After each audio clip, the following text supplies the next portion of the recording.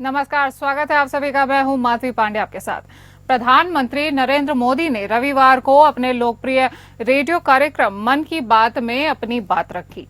ये मन की बात का 117वां एपिसोड और इस साल का 9वां और आखिरी एपिसोड है। प्रधानमंत्री नरेंद्र मोदी ने मन की बात कार्यक्रम की शुरुआत करते हुए देशवासियों को नए साल की शुभकामनाएं दी।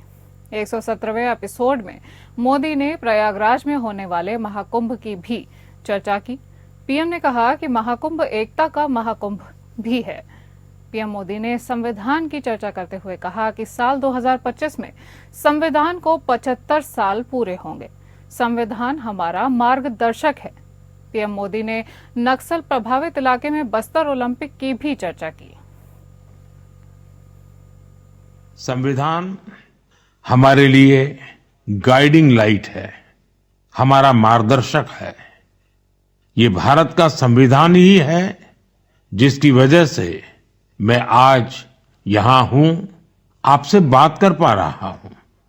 इस साल 26 नवंबर को संविधान दिवस से एक साल तक चलने वाली कई एक्टिविटीज शुरू हुई हैं। देश के नागरिकों को संविधान की विरासत से जोड़ने के लिए constitution75.com नाम से एक खास वेबसाइट भी बनाई गई है। इसमें आप संविधान की प्रस्तावना पढ़कर अपना वीडियो अपलोड कर सकते हैं। अलग अलग भाषाओं में संविधान पढ़ सकते हैं। साथियों, महाकुंभ की विशेषता केवल इसकी विशालता में ही नहीं है, कुंभ की विशेषता इसकी विविधता में भी है। इस आयोजन में करोड़ों लोग एक साथ एकत्रित होते हैं। लाखों संत, हजारों परंपराएं, सैकड़ों संप्रदाय, अनेकों अखाड़े, हर कोई इस आयोजन का हिस्सा बनता है। कहीं कोई भेदभाव नहीं दिखता है। कोई बड़ा नहीं होता है, कोई छोटा नहीं होता है। अनेकता में एकता का ऐसा दृश्य विश्व में कहीं और देखने को नहीं मिलेगा। साथियों, बस्तर ओलंपिक केवल एक खेल आयोजन नहीं है, यह एक ऐसा मंच है जहां विकास और खेल का संगम हो रहा है, जहां हमारे युवा अपनी प्रतिभा को निखार रहे हैं और एक नए भारत का निर्माण कर रहे हैं। मैं आप सभी से आग्रह करता हूं, अपने क्षेत्र में ऐसे खेल आयोजनों को प्रोत्साहित करें। #खेलेगा भारत जीतेगा भारत के साथ अपने क्षेत्र की खेल प्रतिभाओं की कहानियां साझा करें। स्थानीय खेल प्रतिभाओं को आगे बढ़ने का अवसर दें। याद रखिए, खेल से न केवल शारीरिक विकास होता है, बल्कि ये स्पोर्ट्समैन स्पिरिट से समाज को जोड़ने का भी एक सशक्त माध्यम है। तो खूब खेलिए, खूब खेलिए। आयुष्मान भारत योजना ने, इस योजना की वजह से कैंसर के 90% मरीज समय पर अपना इलाज शुरू करा पाए हैं। ऐसा इसलिए हुआ है क्योंकि पहले पैसे के अभाव में गरीब मरीज कैंसर की जांच में, उसके इलाज से कतराते थे। अब आयुष्मान भारत योजना उनके लिए बड़ा संबल बनी है। अब वो आगे बढ़कर अपना इलाज कराने के लिए आ रहे हैं। आयुष्मान भारत योजना ने कैंसर के इलाज में आने वाली पैसों की परेशानी को काफी हद तक कम किया है। अच्छा ये भी है कि आज समय पर कैंसर के इलाज को लेकर लोग पहले से कहीं अधिक जागरूक हुए हैं। यह उपलब्धि जितनी हमारे हेल्थ केयर सिस्टम की है, डॉक्टरों, नर्सों और टेक्निकल स्टाफ की है, उतनी ही आप सभी मेरे नागरिक भाई बहनों की भी है। सबके प्रयास से कैंसर को हराने का संकल्प और मजबूत हुआ है। कांग्रेस ने शनिवार को आरोप लगाया कि पूर्व प्रधानमंत्री मनमोहन सिंह का अंतिम संस्कार निगम वोट घाट पर करवाकर केंद्र सरकार ने भारत माता के महान सपूत और सिख समुदाय के पहले प्रधानमंत्री का सरासर अपमान किया है। पार्टी के पूर्व अध्यक्ष और लोकसभा में नेता प्रतिपक्ष राहुल गांधी ने यह भी कहा कि सरकार को देश के महान पुत्र और उनकी गौरवशाली कौम के प्रति आदर दिखाना चाहिए था। कांग्रेस महासचिव प्रियंका गांधी वाड्रा ने आरोप लगाया कि मनमोहन सिंह के अंतिम संस्कार के लिए यथोचित स्थान उपलब्ध नहीं कराकर सरकार ने पूर्व प्रधानमंत्री के पद की गरिमा, मनमोहन सिंह जी की शख्सियत, उनकी विरासत और खुददार सिख समुदाय के साथ न्याय नहीं किया है। कांग्रेस के मीडिया विभाग के प्रमुख पवन खेड़ा ने दावा किया कि मनमोहन सिंह के अंतिम संस्कार में असम्मान और कुप्रबंधन देखने को मिला। उन्होंने एक्स पर पोस्ट किया कि डीडी यानी दूरदर्शन को छोड़कर किसी भी समाचार एजेंसी को अनुमति नहीं दी गई। डीडी ने मोदी और शाह पर ध्यान केंद्रित किया, सिंह के परिवार को बमुश्किल ही कवर किया। उन्होंने दावा किया कि सिंह के परिवार के लिए केवल 3 कुर्सियां सामने की पंक्ति में रखी गई। कांग्रेस नेताओं को उनकी बेटियों और परिवार के अन्य सदस्यों के लिए सीट की व्यवस्था की खातिर जद्दोजहद करनी पड़ी। खेड़ा ने कहा, राष्ट्रीय ध्वज को उनकी पत्नी को सौंपे जाने या गार्ड ऑफ ऑनर के दौरान प्रधानमंत्री और मंत्रियों ने खड़े होने की जहमत नहीं उठाई। अंतिम संस्कार के लिए चिता के आसपास परिवार को पर्याप्त स्थान भी नहीं दिया गया।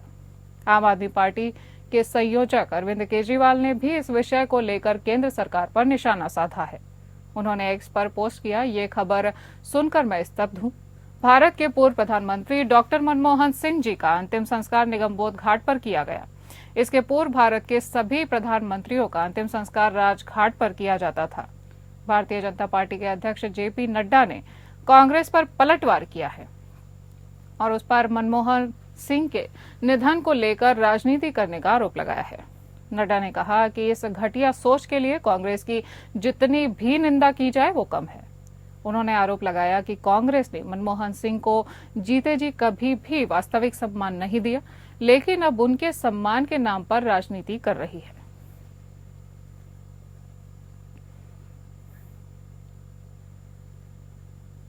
दिल्ली की सर्द हवा और ठंडक के बीच सियासी पारा गर्माता जा रहा है। आम आदमी पार्टी की स्कीम पर बवाल मचा हुआ है। स्कीम को लॉन्च किए अभी जुम्मा 8 रोज भी नहीं हुए थे कि यह जांच के घेरे में आ गई है।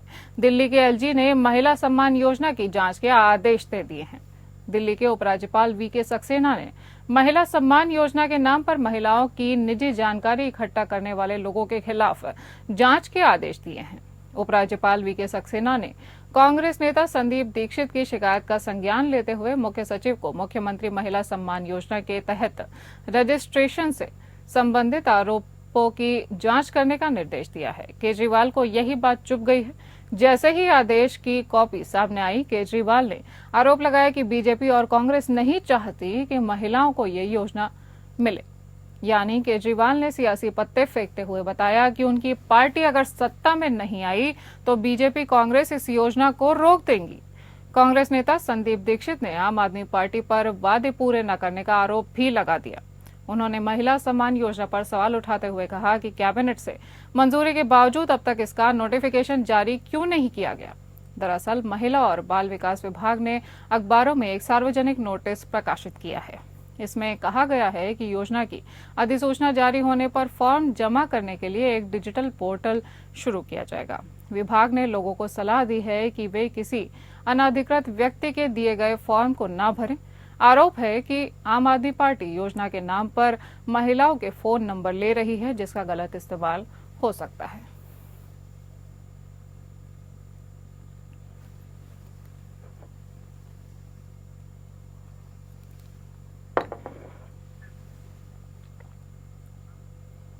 छत्तीसगढ़ में फिर एक बार प्रवर्तन निदेशालय ने शराब घोटाले में दबिश दी है। पूर्व मंत्री कवासी लखमा और उनके बेटे जिला पंचायत अध्यक्ष हरीश लखमा के सुकमा निवास में एक साथ छापेमारी की गई है। ईडी की छापेमारी के बाद 2,500 करोड़ का शराब घोटाला फिर से चर्चा में आ गया है। विधानसभा चुनाव के समय लगातार भाजपा ने इस मुद्दे को भुनाया था। मामले में अब तक कई अधिकारियों समेत कई अन्य लोग जेल जा चुके हैं। अब इस छापेमारी से छत्तीसगढ़ की सियासत गर्म हो गई है।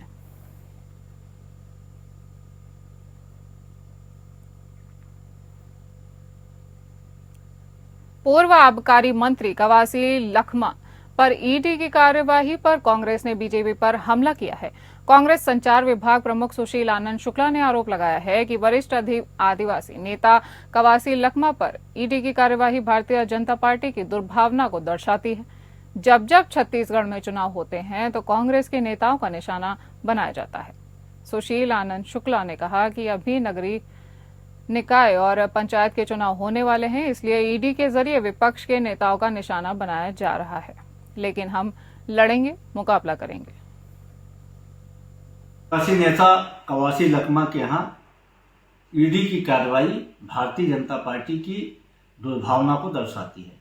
जब जब छत्तीसगढ़ में या किसी भी राज्य में चुनाव होते हैं तो विपक्ष के वरिष्ठ नेताओं को टारगेट किया जाता है।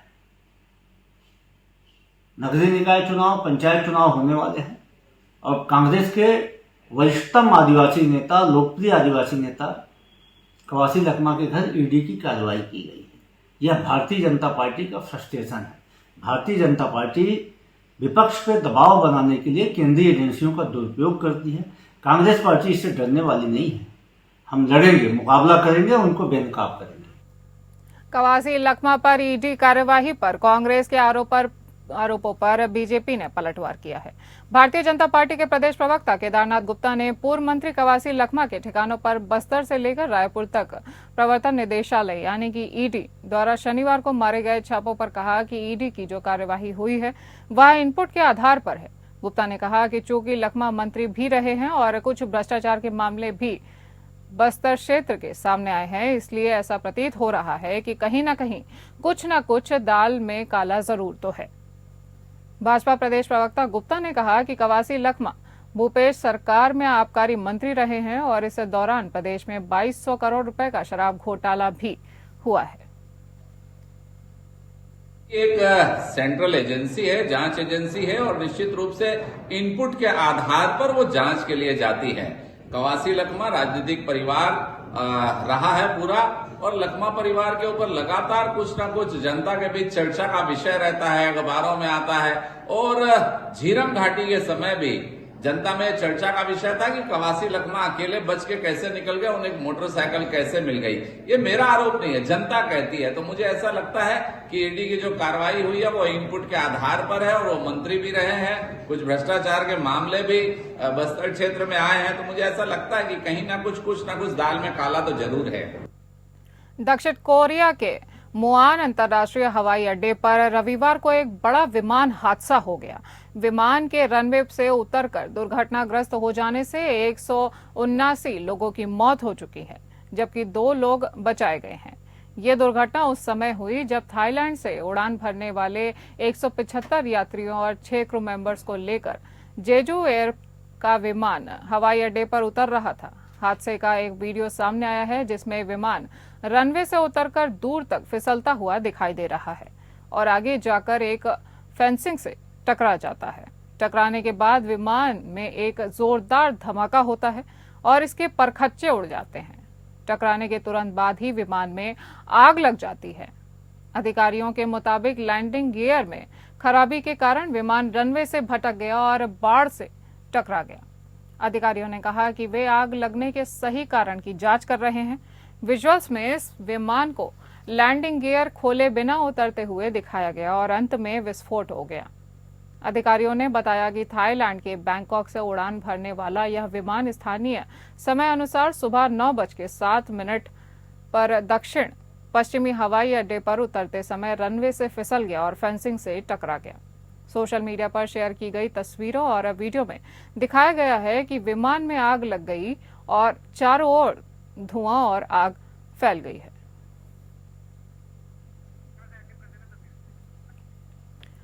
आप इन तस्वीरों में देख सकते हैं कि दक्षिण कोरिया में एक बड़ा हादसा हुआ है। एक विमान लैंडिंग के दौरान फेंसिंग से टकरा गया है।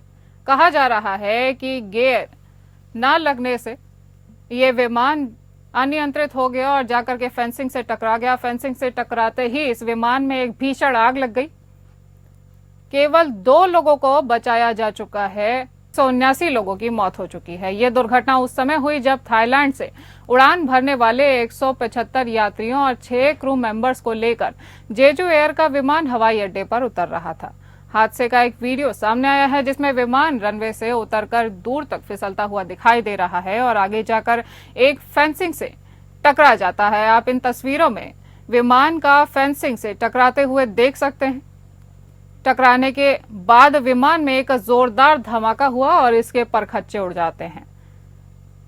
टकराने के तुरंत बाद ही विमान में एक भीषण आग लग गई। अधिकारियों के मुताबिक लैंडिंग गियर में खराबी के कारण विमान रनवे से भटक गया और बाढ़ से टकरा गया। अधिकारियों ने कहा कि वे आग लगने के सही कारण की जांच कर रहे हैं। विजुअल्स में विमान को लैंडिंग गियर खोले बिना उतरते हुए देखा जा सकता है और अंत में विस्फोट हो गया। अधिकारियों ने बताया कि थाईलैंड के बैंकॉक से उड़ान भरने वाला यह विमान स्थानीय समय अनुसार 9:07 पर दक्षिण पश्चिमी हवाई अड्डे पर उतरते समय रनवे से फिसल गया और फेंसिंग से टकरा गया। सोशल मीडिया पर इसका वीडियो दिखाया गया है कि विमान में आग लग गई और चारों ओर धुआं ही धुआं फैल गया। इसमें बहुत सारे निर्दोष यात्रियों की जान भी चली गई। पथ संभल में जामा मस्जिद के सामने पुलिस चौकी निर्माण के लिए भूमि पूजन किया गया। वैदिक मंत्रोच्चारण के साथ आचार्य पंडित शोभित शास्त्री ने इस कार्य को संपन्न किया। इस दौरान एएसपी शीश चंद्र और कोतवाली प्रभारी अनुज तोमर ने पुलिस चौकी की नींव रखी। वास्तुशास्त्र का ध्यान रखते हुए निर्माण की प्रक्रिया की गई। इस नई पुलिस चौकी का नाम सत्यव्रत पुलिस चौकी रखा जाएगा। इस विषय में जानकारी देते हुए अपर पुलिस अधीक्षक उत्तरी संभल शीश चंद्र ने बताया कि जामा मस्जिद क्षेत्र के निकट संवेदनशीलता को देखते हुए एक पुलिस चौकी का निर्माण कराया जा रहा है। पूर्व से ही लोगों की अपेक्षा थी कि यहां पर चौकी का निर्माण हो सके, जिससे कि वह अपनी बात विस्तृत रूप से कर सके और सुरक्षित महसूस कर सके। इसी परिप्रेक्ष्य में पुलिस को रहने और ऑफिस के लिए एक चौकी का निर्माण किया जा रहा है। शीघ्र ही लेआउट के अनुसार निर्माण कार्य संपन्न कराया जाएगा।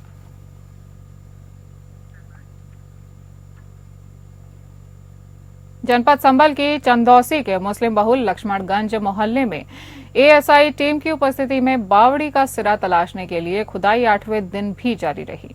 बावड़ी पर हुए अतिक्रमण को हटाने की प्रक्रिया भी शुरू कर दी गई है। खुदाई में सड़क के नीचे गेट और दीवार के हिस्से दिखाई दे रहे हैं। अतिक्रमण की जद में बावड़ी के 3 तरफ के मकान अतिक्रमण की जद में आ सकते हैं। प्रशासन बावड़ी को अस्तित्व में लाने के लिए अतिक्रमण भी हटाएगा। शनिवार की सुबह एएसआई के 2 सदस्य बावड़ी पर पहुंच और अपनी निगरानी में खुदाई शुरू कर दी, जिससे पता चल सके कि बावड़ी कहां तक फैली है। इसके बाद नगरपालिका की एक टीम ऊपरी मंजिल के गलियारों से मिट्टी निकालने में जुट गई है, तो वहीं दूसरी टीम सड़क की ओर से हिस्से में कुआं और बावड़ी के सिरे को तलाशने में खुदाई में जुट गई है।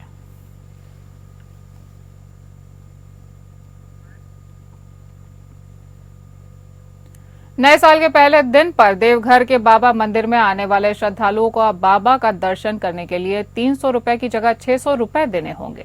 इसको लेकर देवघर जिला के उपायुक्त विशाल सागर ने बैठक कर मंदिर प्रबंधन से जुड़े पदाधिकारियों को निर्देश दिया है।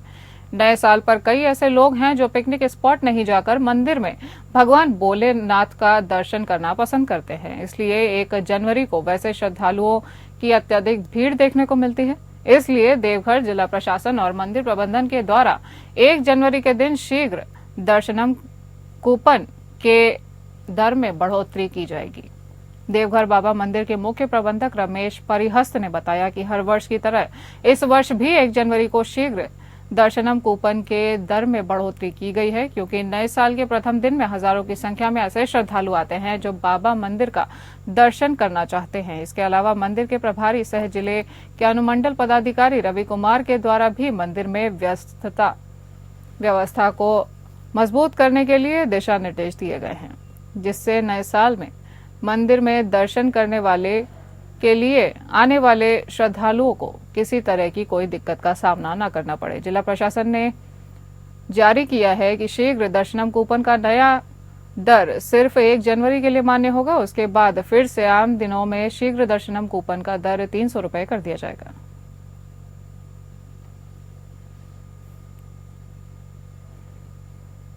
गोरखपुर के गोरखनाथ मंदिर में आयोजित होने वाले मकर संक्रांति पर्व पर खिचड़ी मेले के दौरान श्रद्धालुओं की सुरक्षा सुनिश्चित करने के लिए जिला आपदा प्रबंधन प्राधिकरण द्वारा सुरक्षा व्यवस्था को लेकर मॉक ड्रिल का आयोजन किया गया। इस ड्रिल के दौरान भीम सरोवर में डूबते हुए व्यक्ति को बचाने का अभ्यास किया गया। वहीं मेला परिसर में आग लगने की स्थिति से निपटने के लिए भी बचाव कार्य का प्रदर्शन किया गया। ड्रिल में एनडीआरएफ, एसडीआरएफ, फायर विभाग, स्वास्थ्य विभाग और पुलिस विभाग की टीमें सक्रिय रूप से शामिल रहीं। एडीएम विनीत कुमार सिंह ने इस संबंध में विस्तृत जानकारी दी है। पुलिस अधीक्षक दक्षिणी जितेंद्र कुमार ने मेले में सुरक्षा व्यवस्था को लेकर की गई तैयारियों की जानकारी साझा की। उन्होंने बताया कि श्रद्धालुओं की सुरक्षा के लिए हर संभव उपाय किए जा रहे हैं। मेले के दौरान श्रद्धालुओं की भीड़ को व्यवस्थित करने और आपात स्थितियों से निपटने के लिए सभी विभागों के बीच समन्वय सुनिश्चित किया गया है।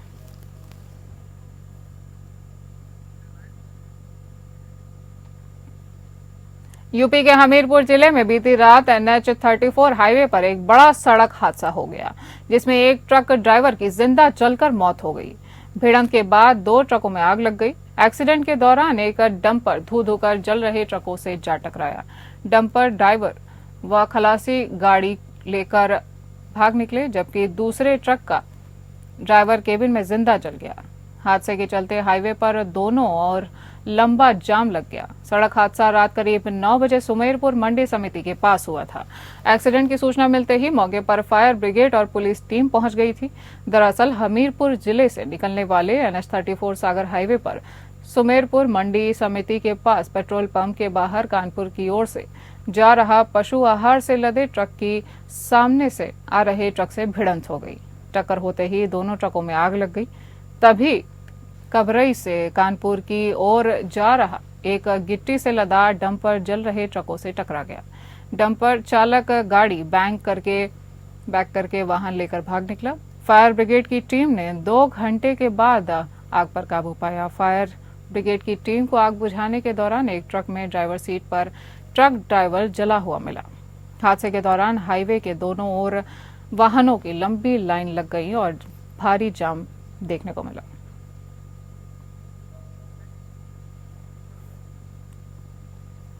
बुंदेलखंड के महोबा जिले के बीती रात संदिग्ध परिस्थितियों में मकान के अंदर फांसी से लटकते हुए मिला विवाहिता का शव। इस मामले में एक नया मोड़ सामने आया है। परिजनों ने मृतका के कथित प्रेमी पर दुष्कर्म के बाद हत्या कर घर में रखी नकदी और सोने चांदी के जेवरात लूटने का सनसनीखेज आरोप लगाया है। लेकिन नामजद तहरीर देने के बावजूद आरोपियों के खिलाफ कार्यवाही न होने से आक्रोशित परिजनों ने मृतका का शव सड़क में रखकर जाम लगा दिया। जाम की सूचना पर पहुंची अपर पुलिस अधीक्षक ने तहरीर के आधार पर मुकदमा दर्ज कर आरोपियों के खिलाफ कड़ी कार्यवाही की आश्वासन देकर जाम खुलवाया। दरअसल घटना महोबा शहर कोतवाली कस्बा क्षेत्र के एक मोहल्ले की है, जहां बीते रोज संदिग्ध परिस्थितियों में विवाहिता का शव उसके ही घर में फांसी से लटकता हुआ मिला था। परिजनों की सूचना पर पहुंची पुलिस ने पंचनामा भरकर शव का पोस्टमार्टम कराया। शव परिजनों के सुपुर्द कर दिया गया था। परिजनों द्वारा विवाहिता के कथित प्रेमी पर विवाहिता से दुष्कर्म के बाद हत्या कर शव को फांसी पर लटकाने का और घर में रखी हजारों रुपए की नकदी सहित सोने चांदी के जेवरात को लूटने का आरोप लगाया गया है।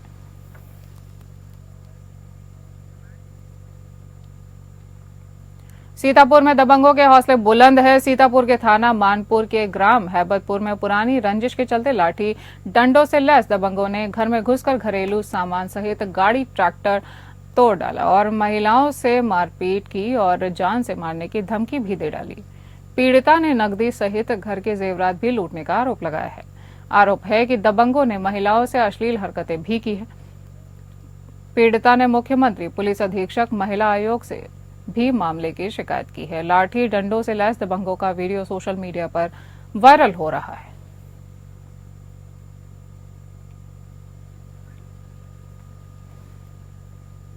महाराष्ट्र के उल्लासनगर में 24 वर्षीय महिला के साथ मानसिक और शारीरिक अत्याचार के गंभीर मामले में उसके पति, सास ससुर और ननद पर मध्यवर्ती पुलिस थाने में शिकायत दर्ज की गई है। इस मामले में सास ससुर और ननद को जमानत मिल चुकी है, लेकिन आरोपी पति की जमानत याचिका कोर्ट ने खारिज कर दी है। पीड़िता का आरोप है कि शादी के बाद से ही उसे लगातार प्रताड़ित किया जा रहा था। पति और उसके परिवार पर गर्भपात कराने, मारपीट और अन्य मानसिक यातनाओं का आरोप है। सबसे चौंकाने वाली बात यह है कि आरोपी पति अन्य महिलाओं के साथ शारीरिक संबंध बनाकर उनके वीडियो गुप्त रूप से रिकॉर्ड करता था और इन्हें ऑनलाइन बेचने का अपराध करता था। इस मामले में एक महत्वपूर्ण सबूत भी सामने आया है। सीसीटीवी फुटेज में आरोपी पति की आपत्तिजनक गतिविधियां कैद हैं, जो पुलिस जांच का अहम हिस्सा बन गई हैं। महिला ने यह भी आरोप लगाया है कि उस पर अब मामला वापस लेने का दबाव बनाया जा रहा है। पुलिस ने इन शिकायतों को गंभीरता से लेते हुए आरोपी पति के अन्य आपराधिक कृत्यों की जांच शुरू कर दी है।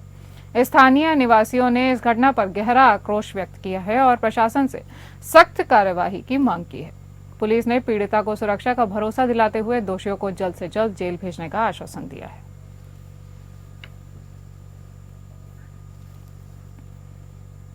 उत्तराखंड की राजधानी देहरादून में शराब की दुकानों पर लगातार ओवर रेटिंग की शिकायतों पर जिला आबकारी अधिकारी प्रभा शंकर मिश्रा ने दून स्थित सर्वे चौक अंग्रेजी शराब की दुकान पर पहुंचकर कार्यवाही की। आपको बता दें कि पिछले कई दिनों से इस ठेके पर ओवर रेट पर शराब बेची जा रही थी, जिसकी शिकायत लगातार आबकारी विभाग से की जा रही थी, जिसका संज्ञान लेते हुए जिला आबकारी अधिकारी प्रभाशंकर मिश्रा मौके पर पहुंचे। शिकायत सही पाए जाने पर दुकानदार के खिलाफ कार्यवाही की गई।